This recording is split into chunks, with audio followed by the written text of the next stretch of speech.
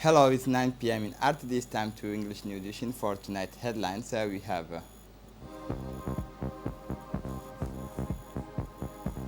the message of solidarity from the president following the fire of the Greek market in Hargeisa.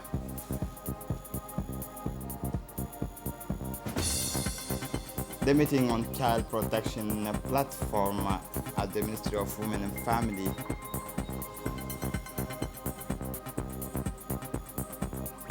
For the international scene in Brazil, torrential downpours kill at least 14 in Rio State. Welcome to our newsroom.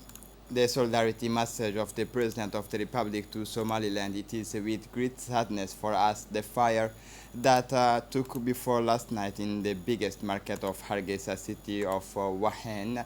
The problem that happened in Hargeisa city has really touched us in Djibouti, said the President. We are with the people of Somaliland.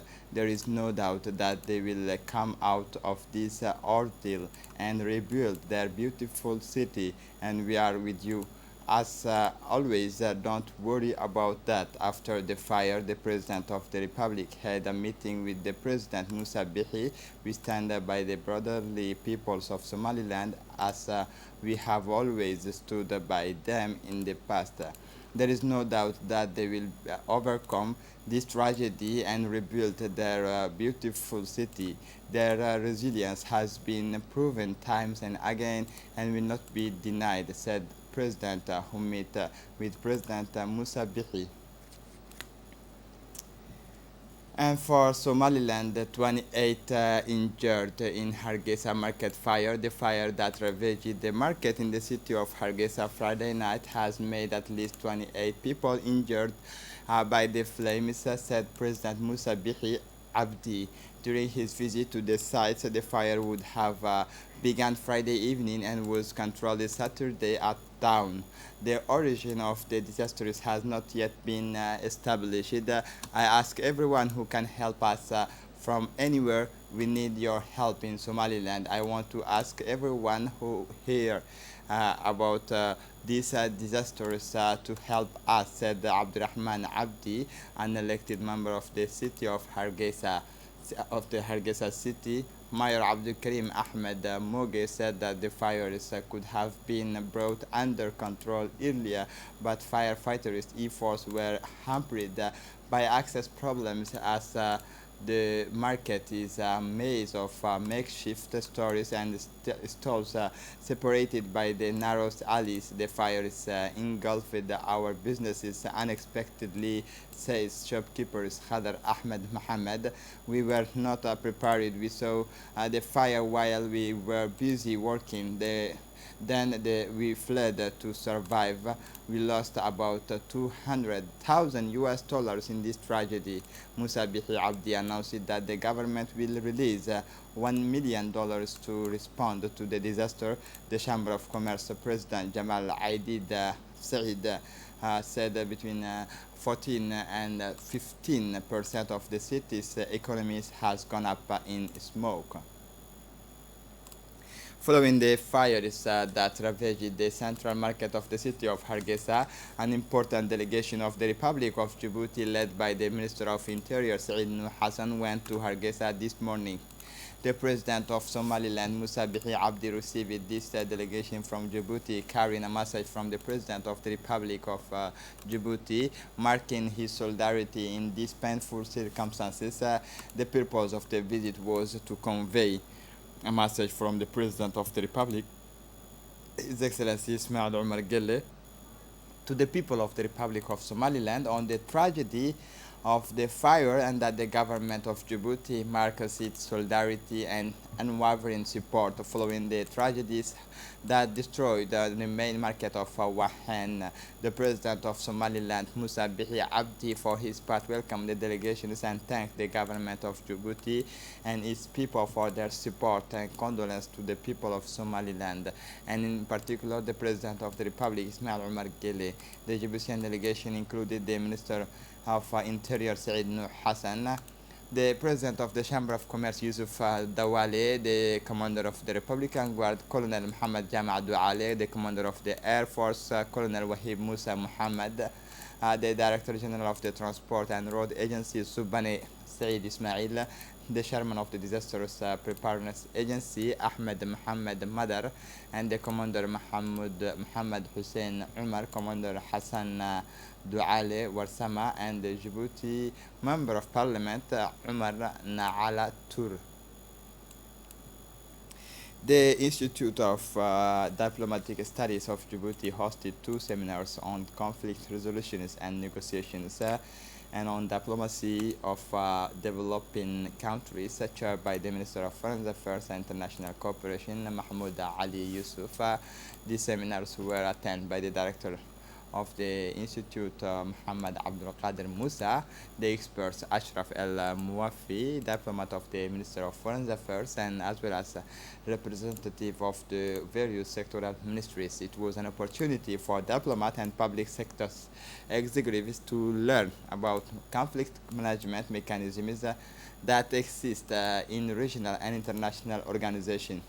The two seminars will be spread over 7 days in a row in order to allow participants to have a global and general overview of the conflict existing in the world, and also to understand the voice and means used by the international organizations for resolutions. For his part, the Minister of Foreign Affairs, Mahmoud Ali Yusuf, has indicated that it was an opportunity for diplomat and public sector executives to learn about conflict management mechanisms that exist in regional and international organizations.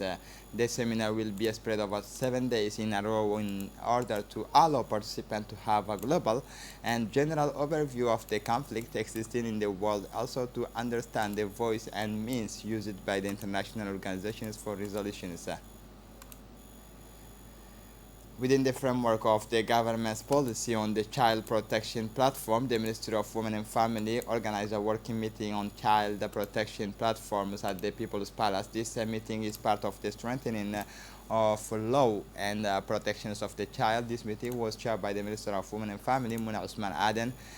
So the participations of the Director of Women, Fawzi Ali, executives of the various ministries concerning the police and national gendarmerie. The main objective of this meeting was the implementation of the decree of the child protection platforms, the roles and responsibilities of each department, and proposals of activity carried out were exposed and discussed during the working meeting. Continuing his towers of the interior, the Minister of Trade and Tourism, Mohamed Warsama Diriye, visited Obok last week, accompanied by the Secretary General of the Ministry of Trade, Ali Dawood Abdu, the Technical Advisor, the Director of the Offices of Tourism, Usman Abdi. The Minister met with the senior officials of the Obok. The meeting was held at the Prefecture of Obok in the presence of the Deputy Prefect, Ali Makki, the president of the regional councils of Obok, Muhammad Hamad Ismail, and other officials. The objective of the meeting was focused on the development of tourism in the Republic of Djibouti and to recall the measures put in place by the Ministries of Commerce and to find solutions to the inflation of price increases. The minister indicated that the city of Obok is a historical city and has tourist assets that must be developed. After the meeting, the minister and his delegations visited Rassian, where the construction of the hotel is underway. This project will beautify the historical city of Obok.